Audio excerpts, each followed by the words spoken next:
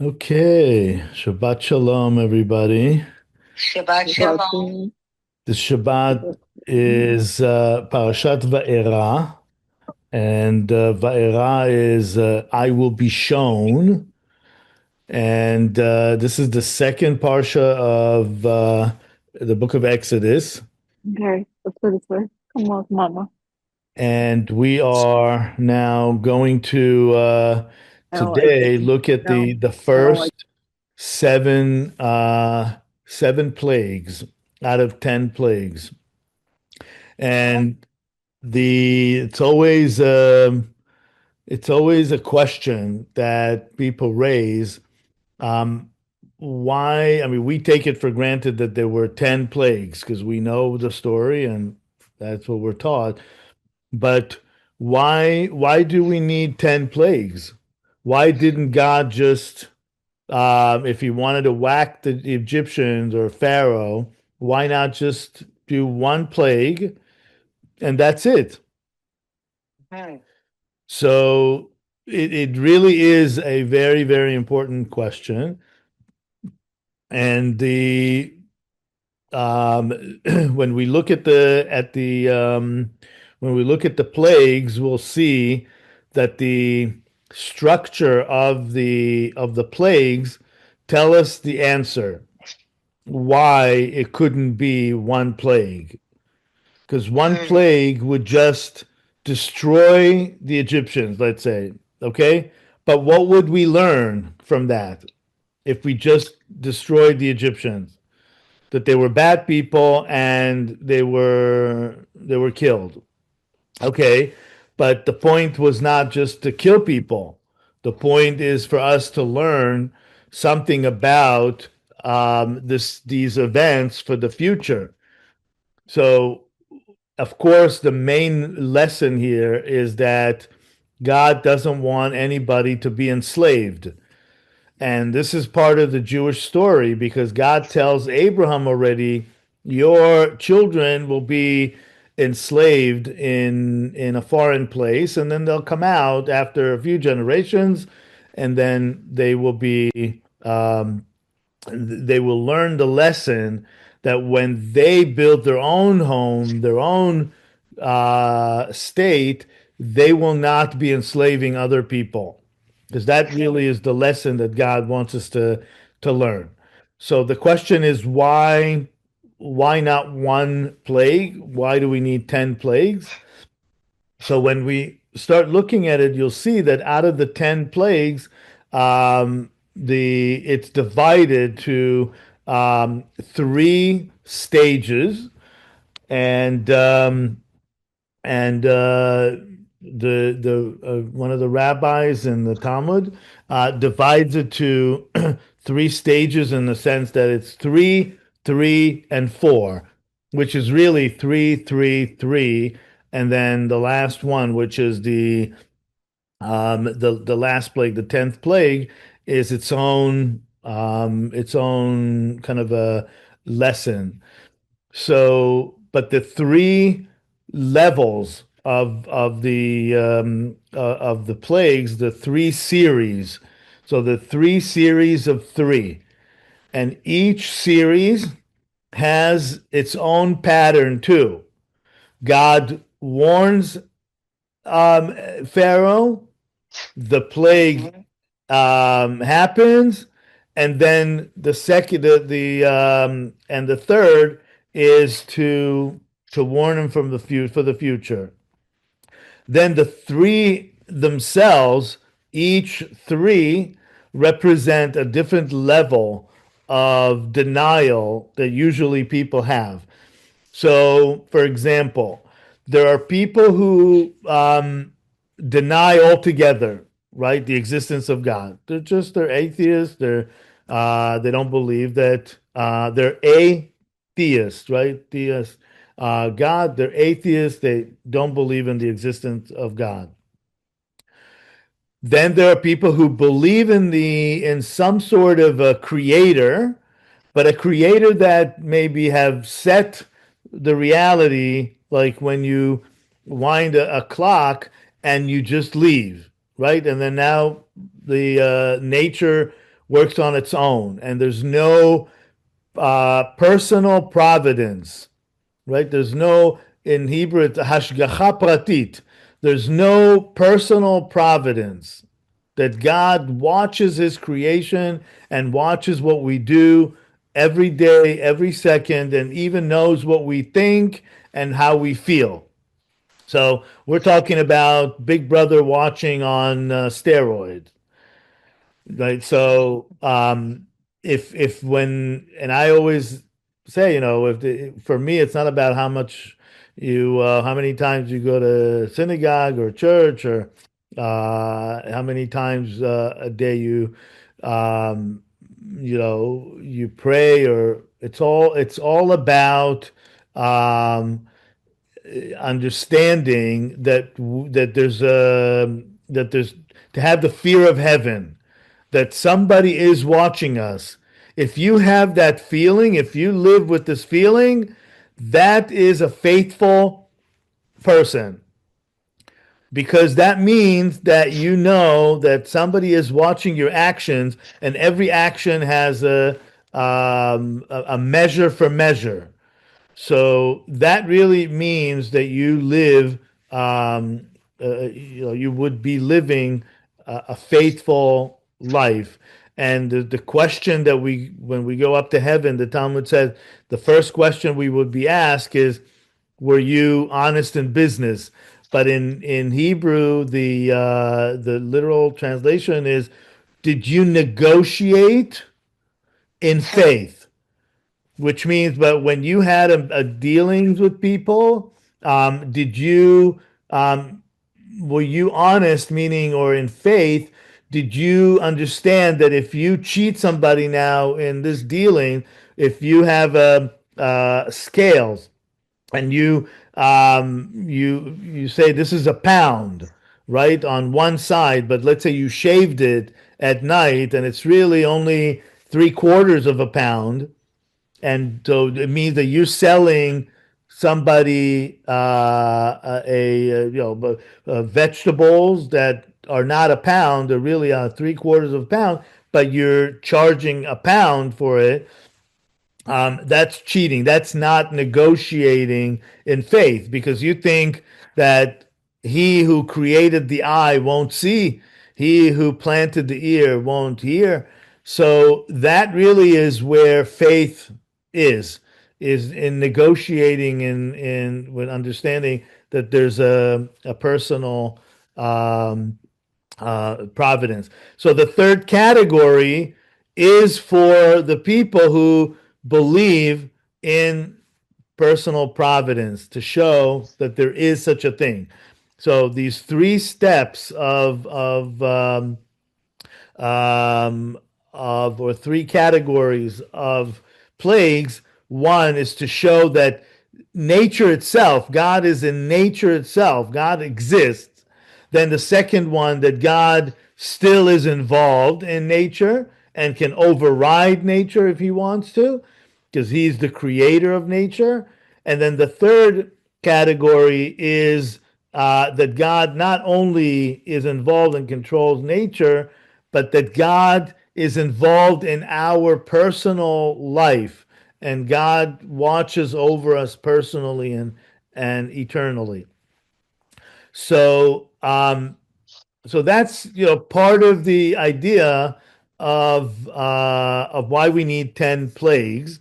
Now, in every educational process, and the whole Torah is really about education, um, nothing happens once. And we have teachers here, and we and anybody who ever dealt with education or children or even adults, you know that you have to repeat things, and it's always a process. Last Shabbat, we talked about how redemption comes in process, and it's not overnight. There are messianic times. That's why we say that there's a Messiah. We believe that one day a Messiah will come, but there's messianic times. And in messianic times, certain things are going to happen in certain sequence that will build on each other. So that really is why the 10 plagues are there to show and educate the world. Can you imagine if it just happened overnight? The world would say, okay, something happened to the Egyptians, and there's nothing to learn from it. They were bad people, and or they had a plague, or there was a war, and they just lost the war. But when redemption and justice, right? Justice is the other side of redemption. It's the same coin with the two sides.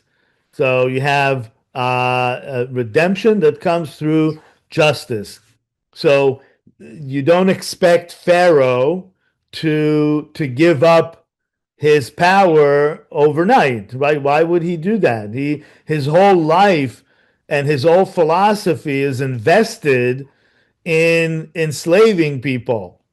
It's a house of slavery. It's a system of slavery. So he's not going to give it up overnight. So you need this process.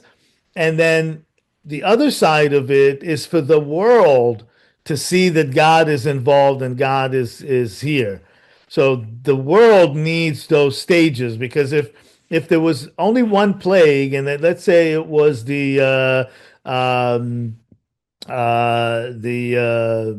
don't know, the frogs, and they couldn't eat, they couldn't bathe. The frogs would fill up everything, and it was in their ovens, and they couldn't do anything.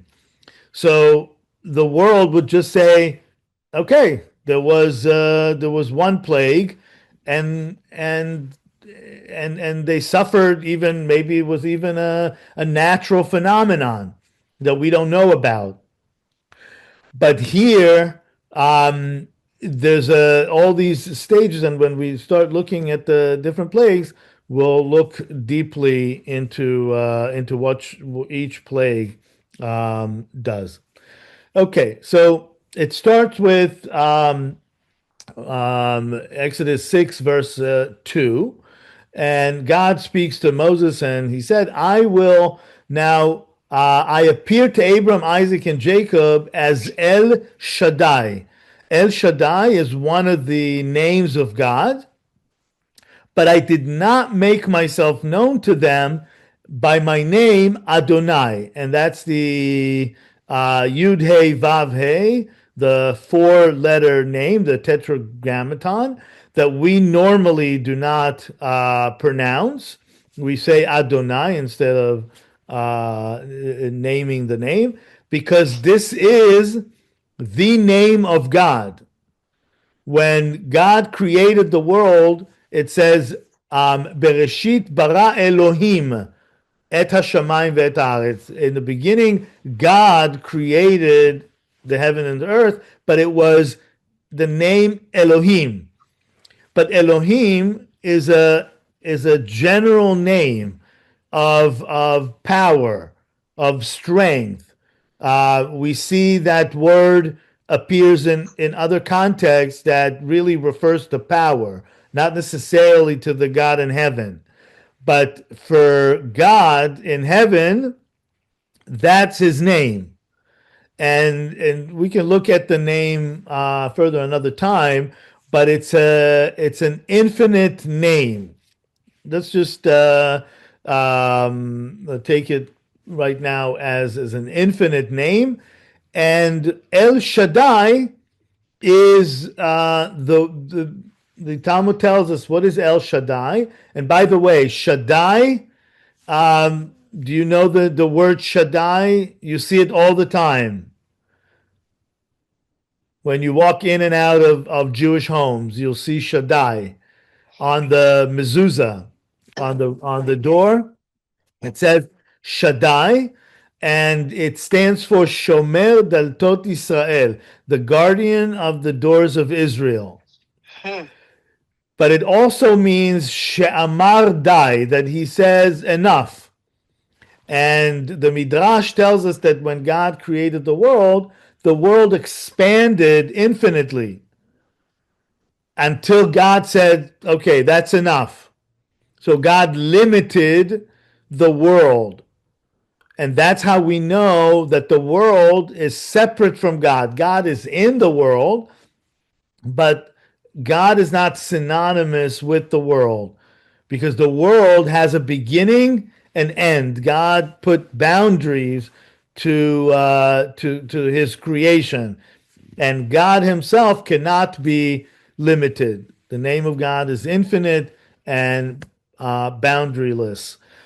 So he's gonna say what God is doing now with this whole practice of the seven in our parasha, but it continues next Shabbat with another three. So the 10 plagues is an exercise of showing God's name in the world, the name of God, who is not just the creator, the universal name of God and of power, but of a specific, more of a relational God. So God can be imminent, God can be here, and God can be transcendental. Transcendental. So it God the we look at the God that is in heaven, but Adonai, this name, is the one that is involved in every aspect of creation. So, so what he says, he wants to make his name known to the world, and then also fulfill the commitment that he had for Abraham, Isaac, and Jacob, that their children are going to inherit the land. Now, what does that mean that God wants to also be known in the world in his this name of Adonai? So the world at this point is an idol worshiping world. Is everybody believes in either statues or powers that different powers that maybe are fighting with each other, like the Greek mythology. But God wants to rid the world of that. And what does that mean? When you believe in an idol, normally what that idol was, or a force, like in the Greek mythology, they are the god of that locale, one place. It's the god of a certain power, like the god of the sea, the god of passion. But what Abraham brought to the world is the oneness of God, that every force in this world channels from God. There's one ultimate source that created everything and is controlling everything. So when you are in Israel, or whether you're in New York, it's the same God. You can start a conversation with God in Jerusalem and continue it in New York with the same God. There's no God of Israel and the God of Jerusalem or the God of New York. And that really is the most important idea that the God wants to bring to the world. There's one God, he's everywhere, and he's in heaven and on earth, east, west, north, and south. Okay, now, why this timing? Why not? He said to Abram that it will be 400 years, and some calculate it to be 400 years since the family of Jacob moved to Egypt. But according to the Talmud, when God intervenes now, is 210 years into their slavery, which means that God reduces, in a sense, the sentence. So why? The question is why? Why not fulfill the 400? So a couple of reasons. One is because the Egyptians um, made the work harder than it needed to be. In God's prophecy to Abraham, they would be like maybe indentured workers.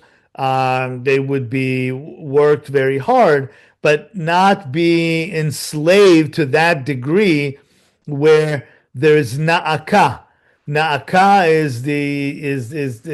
it's the pain that comes from the heart.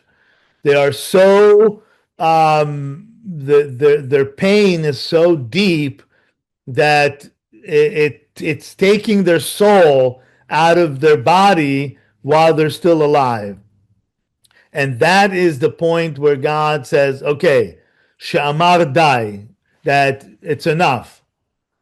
So think of any sentence when if you have to work a certain thing, but you worked harder, and let's say you finished your work beforehand. So you're free to go. So in this case as well, God intervenes after 220 years, and he sees that if he doesn't intervene now and take them out now, they'll be gone. Their soul is going to disappear.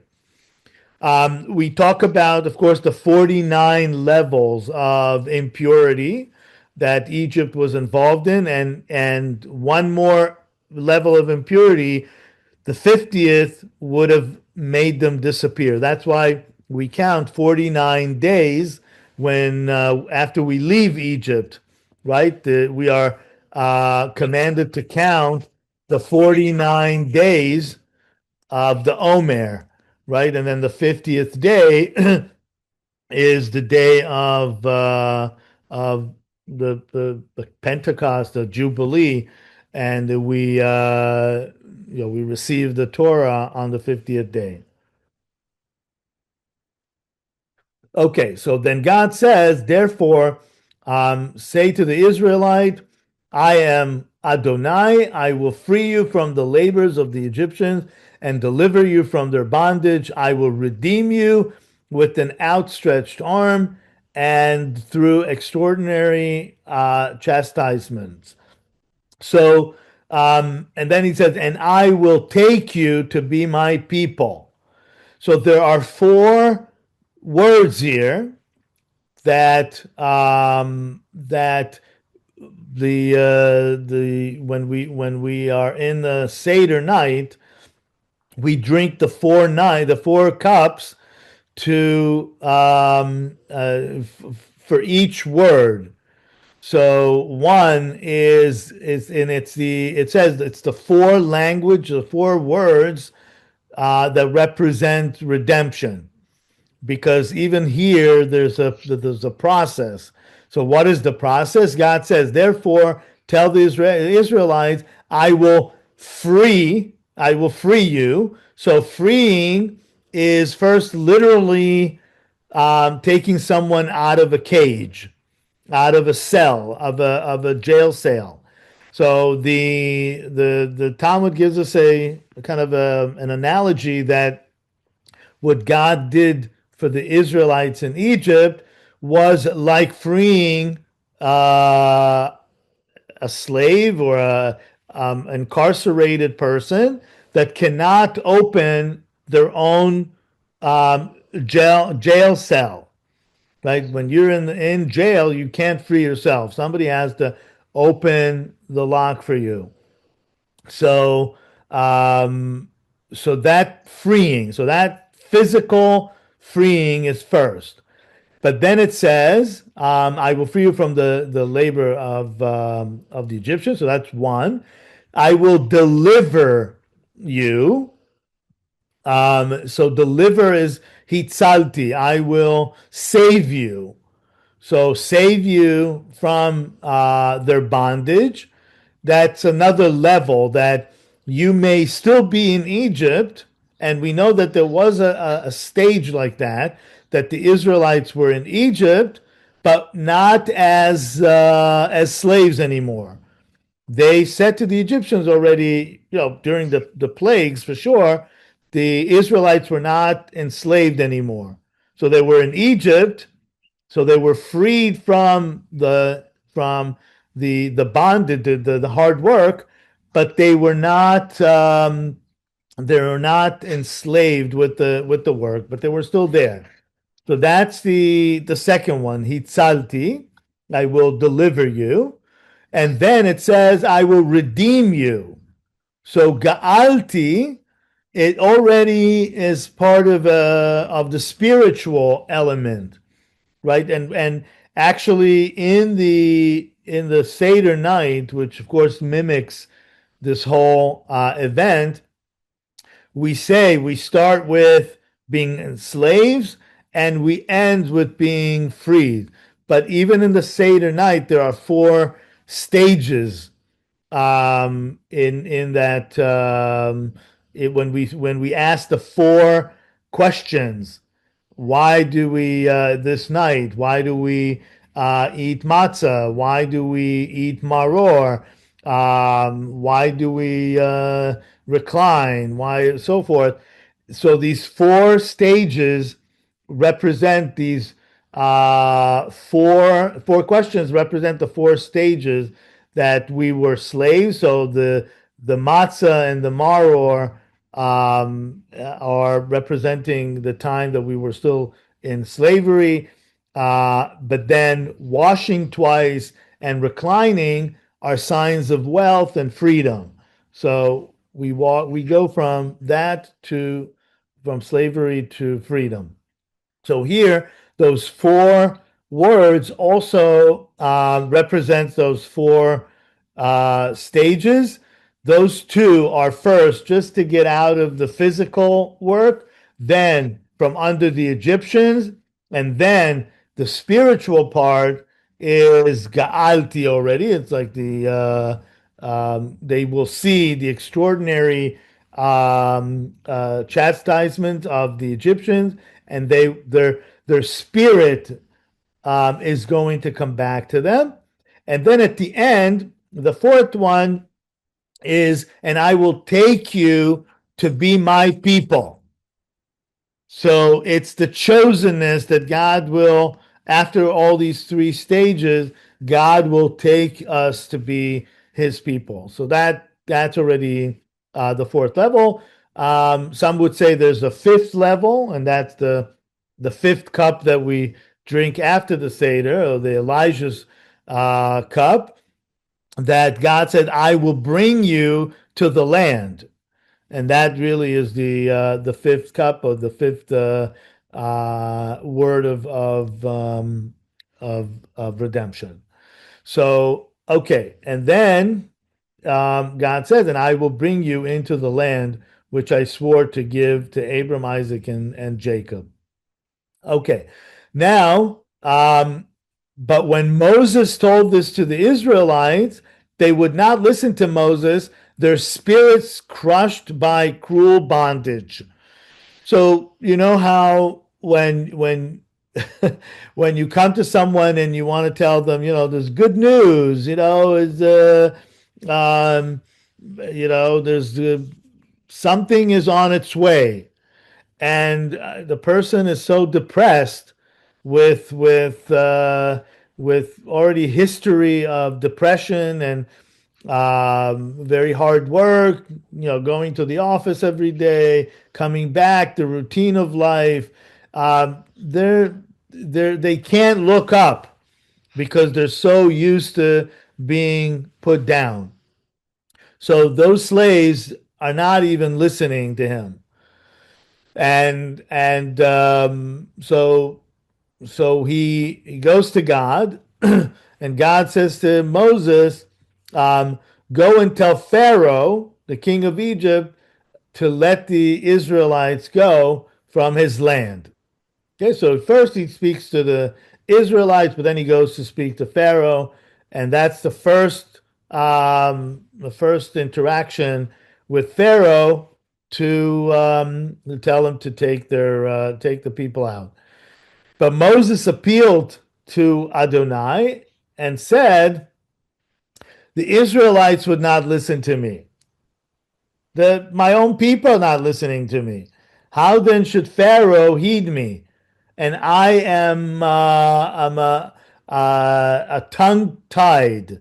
That's what he arel sefatayim. The word in Hebrew is I have uncircumcised lips. That's the literal translation, at least. Arel is someone who is not circumcised, and sfatayim goes the lips. So there's something about his lips, and he already told God that earlier when God appeared to him in the burning bush, and he repelled God's promise, and he said, or directive to go back to Egypt, and he said, he said, in the other example, he said, I have a heavy tongue and a heavy mouth. Kvad pe ukvad lashon. I have a heavy mouth and a heavy tongue. And what it means is that either he was a stutterer, which I don't really subscribe to that. I think really was what he meant is that he was not a diplomat. He's not diplomatic. He has a very harsh way of speaking. He speaks the truth directly, and so he could actually cause more damage than benefit. Just like when he was trying to speak to the Egyptian that was hitting the Hebrew, and then the two Hebrews that were quarreling. He was not able to convince them to stop. So he's not diplomatic. So he says, now you want me, the non-diplomatic person, to go to the king of the world and on a diplomatic mission? Right? That can't end well. That can only cause more damage. So God says to him, so God spoke to both Moses and Aaron in regard to the Israelite and Pharaoh, king of Egypt, and he said, deliver the Israelites from the land of Egypt. So he kind of almost ignores Moses's complaint or Moses's pushback, and he just said, just go. One of the most beautiful things that I've learned from actually Father Roy and their colleagues, the Christian colleagues, is that God does not call on the qualified. He qualifies the called. I think that really is one of the most important lessons to learn in the relationship with God. Because when God decides that you are the person for the role, you don't say no, because you don't know what God can do and cannot do. So in the case of Jonah, God told him to go and prophesy to the Ninevites, and he ran away. He dodged the commandment, but we see that at the end, God decides who goes, and you can't really even go against that. You can run, but you can't hide. So then they go to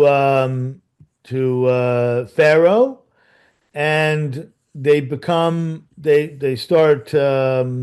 He said, Adonai replied to Moses, see, I place you in the role of God to Pharaoh. So literally the word God here is Elohim. And this is what we were talking about earlier, that sometimes the word Elohim, the word God, is a word that appears outside the context of God himself, but to show power.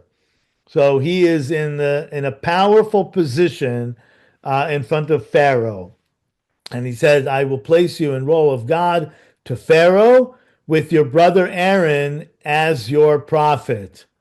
So what does that mean? Prophet, the word prophet actually in Hebrew means to bring about, lehavi. So navi is someone who brings back and forth the messages from God. So Aaron will be the mouthpiece. He will be the diplomat that will bring or will kind of translate your words to Pharaoh in a more palatable way that Pharaoh can relate to. So you shall repeat all that I command you, and your brother Aaron shall speak to Pharaoh to let the Israelites depart from his land. So God does not necessarily ignore fully Moses' complaint, and he kind of installs a mechanism to help Moses, in his work. But he does not relieve him from his duty, of course. He is still the one who conveys the message. And then God says here, which is one of the big questions theologically, one of the theological questions. How come God says here, and I will harden Pharaoh's heart, that I may multiply my signs and marvels in the land of Egypt? Now, what does that mean? That if God hardens Pharaoh's heart, why would you now punish Pharaoh? It's not his fault. You just hardened his heart. So there are two different ways to look at it. One from the perspective of Pharaoh, and one is from the perspective of God. So one of the toughest theological questions, there are pretty much two toughest theological questions. One is why good people suffer, and the other one is how come that the future is known, because God knows the future, but yes, he gives us the freedom of choice. How do we even have the freedom of choice if God already knows the future and what we will do? How is it even possible that we are even free to make our own decisions? So here we see almost the two theological questions bundled in one. Because what do you want from Pharaoh? You are hardening his heart, and yet you are now going to be imparting plagues on him.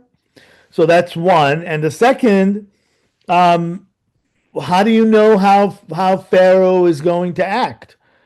So God already knows how Pharaoh is going to act. So from the perspective of God, God knows what Pharaoh is going to do. And he knows that Pharaoh's heart is going to be hard. And actually, when you look at the 10 plagues, the first 5, it doesn't say that God hardens Pharaoh's heart. It says that Pharaoh hardened his own heart. Then in the second set of plagues, the 5 latter ones, God hardens Pharaoh's heart, which means that this is a very important lesson here. And the lesson is that if you keep hardening your own heart and you keep holding on to something, there will be a point. Let's say you're addicted to something. If you are not going to try to rid yourself of this addiction or change your ways, there'll be a point where it's not going to be your choice anymore. you'll be overtaken by whatever that is that you're. Some people are workaholic, and at a certain point, it's impossible to wean people out of their work. And there are plenty of stories that I know that people who were let go or retired just before, um, even in retirement age, but they were retired and then they died right after. They just literally could not live life without their work. So that's just, of course, one example, but there are many examples. So what God is saying here is um, I know what Pharaoh is going to do. He's going to entrench himself into something that he's addicted to. And what is he addicted to? He's addicted to having slaves that everybody does his work. He doesn't know how to do anything. He can't do anything. So he needs the people. So that's, and then at the end he's going to harden his Pharaoh's heart. Now, even in the stage that we say that God hardened Pharaoh's heart, it's difficult because um, you are taking Pharaoh's choice, even if he himself lost his choice. And then comes another explanation in this point. And the explanation is that Pharaoh already deserved the punishment. God already wanted to punish Pharaoh because of the enslavement of the people, and because also at that point, in God's prophecy to Abraham, it never said that they will start killing you, right? But Pharaoh started killing the people. So just for that, God was going to punish Pharaoh, and he is just using this story of letting the people go as a tool. So these are kind of the explanations around how God uses Pharaoh as a tool. I think it's very pertinent to what's happening literally right now with Iran, of letting their people go, and you can see how hard it is for the regime, of course, to let go, and what the world needs to do, and to force their hand. So so so then God says, when Pharaoh does not heed you, I will lay my hand upon Egypt and deliver my ranks, my people, the Israelites, from the land of Egypt with extraordinary chastisement. So with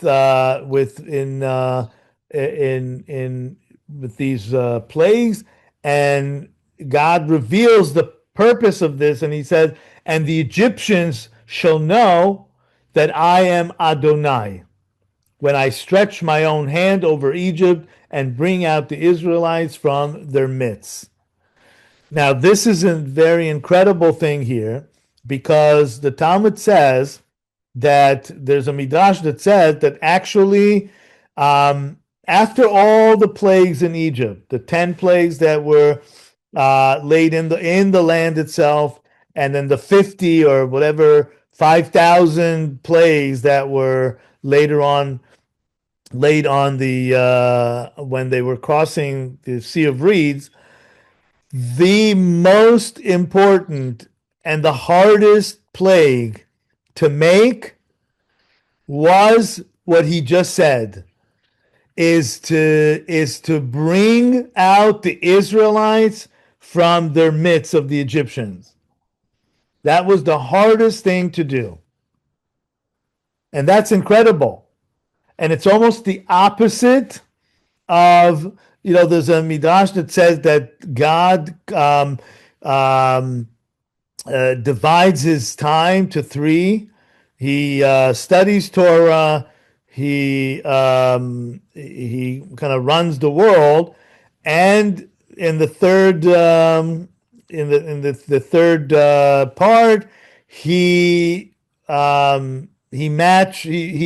match makes.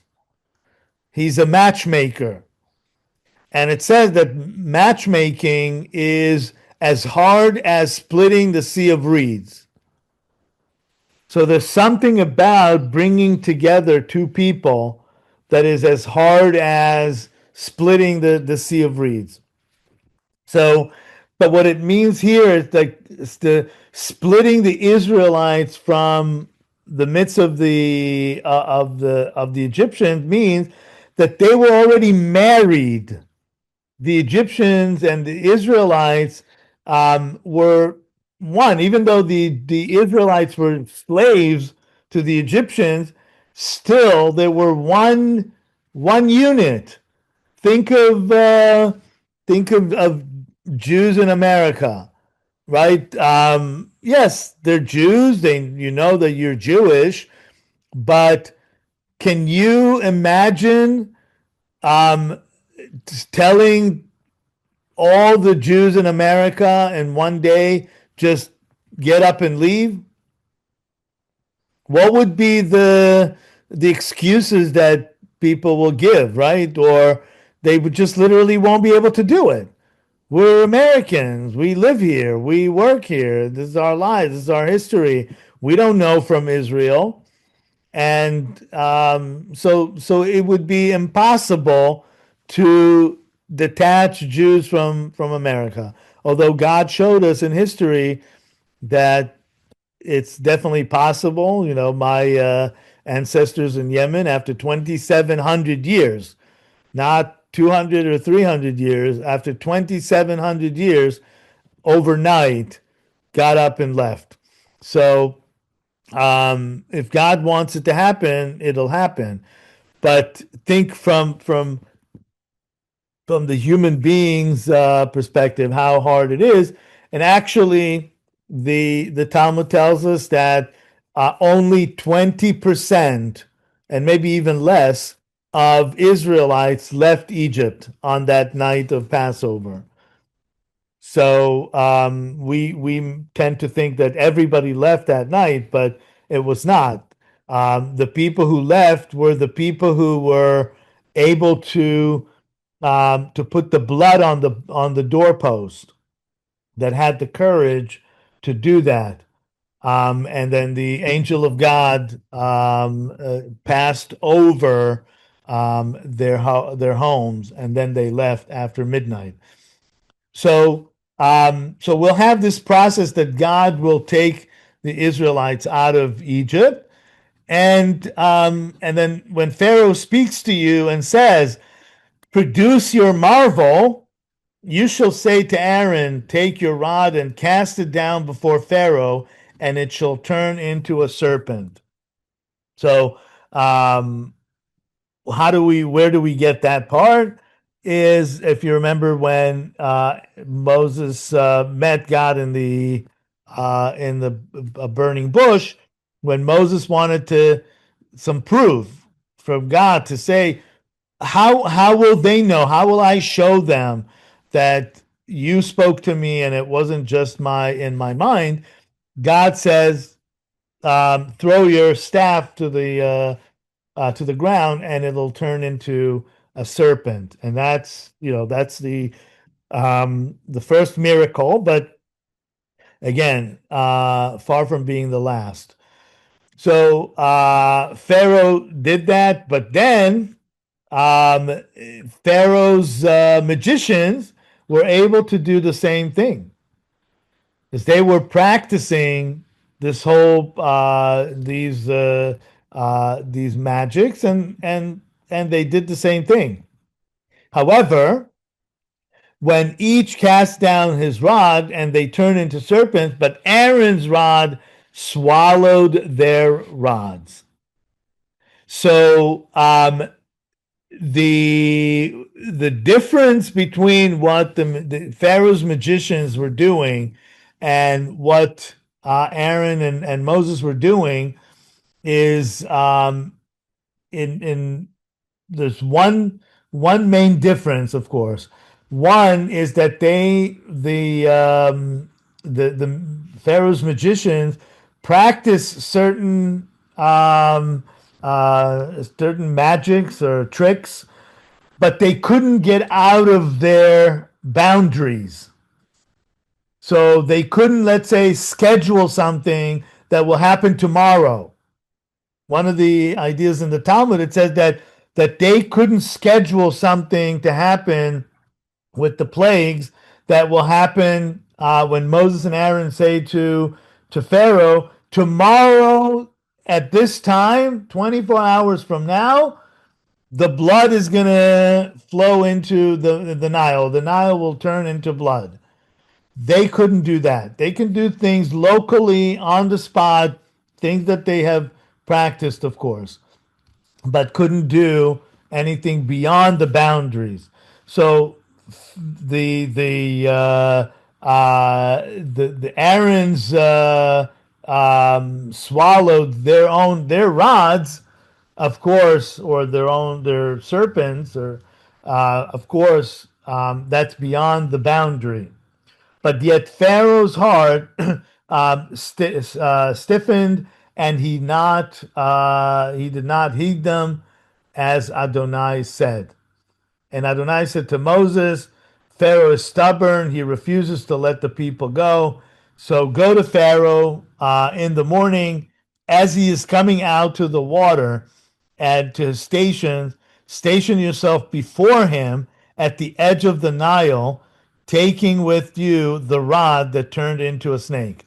So, what does that mean? Meet? Why does the Torah even bother telling us that Moses should meet Pharaoh when he goes out to the Nile? So, a couple of things, main explanations. One is that Pharaoh, because he wanted to pretend to be the king of the universe, like taking the place of God, the creator, he sold that idea to his people. Then he doesn't even go to the bathroom. He is beyond that. So he so Moses should meet him there, where he goes very early to the Nile to do his business. And then the second part is that the Nile is going to play a major role here, because the Talmud says that Pharaoh sold his people that idea that he is a god or a demigod, and he is the one who created the Nile. He is the god of the Nile. And the Nile, of course, in Egypt is the main source of life. There's no rain in Egypt, and the Nile is the constant life force in Egypt. So anything that happens to the Nile affects, of course, the Egypt. And the Suez Canal, for example, that brings a lot of people, a lot of trade through. It's one of the main sources of Egypt. And there's a plan, of course, for Israel to create its own channel to bypass the Suez Canal. And of course, the Egyptians are terrified by that, because that could take a third of their income away. So so to go to the Nile, to the source of life of Egypt, and then also to show Pharaoh, to kind of catch him as he is doing his business, to say, you're a human being, you're not above nature either way. So we'll just wrap this idea, and and it says again, "Let my people go." But again, this is an important, and we'll kind of finish with this idea that God tells Moses, and Moses tells Pharaoh a complete sentence here. Let my people go that they may worship me in the wilderness. So the Israelites don't just leave Egypt just to wander in the wilderness, but it's to worship God. The same idea of coming out of Egypt is the resurrection of the dead, or rebirth, or a birth itself. So from this we know that a human being is not here to just live physically, to exist physically. We are here to worship God, to live a spiritual life. We have, of course, the body is and the soul are one in a human being, but there are two separate entities. There's the physical needs of the body, but there's the spiritual needs of the soul. So we come out of the womb, or we come out of Egypt, not to just wander in the wilderness, but to worship God, to pray to God, to have a relationship with God. So we'll stop here before the templing. This was kind of the intro to the plagues, and next Shabbat we can actually bundle all 10 plagues together, go over them, and look at each one together.